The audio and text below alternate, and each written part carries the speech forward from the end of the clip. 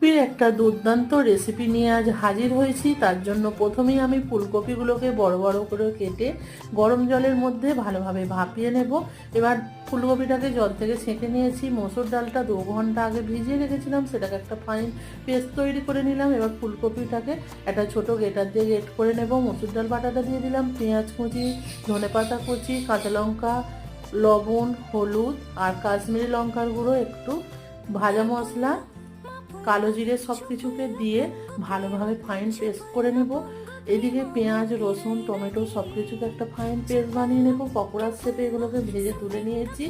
আর কিছুটা আলুকে লাল লাল করে ছেঁকে তুলে নিয়েছি। তেলের মধ্যে কালো জিরে ফোড়ন দিয়ে যে মশলাটা বেটে রেখেছিলাম সেটা দিয়ে দিলাম, লঙ্কার গুঁড়ো দিয়ে দিলাম, হলুদ গুঁড়ো দিয়ে দিলাম, ধনে গুঁড়ো, জিরে গুঁড়ো সব কিছু দিয়ে আলুটাকে দিয়ে ভালোভাবে কষিয়ে নেব। জল দিয়ে ফুলকপির বড়াগুলো দিয়ে ফুটিয়ে নেব, গরম মশলা দিয়ে নামিয়ে।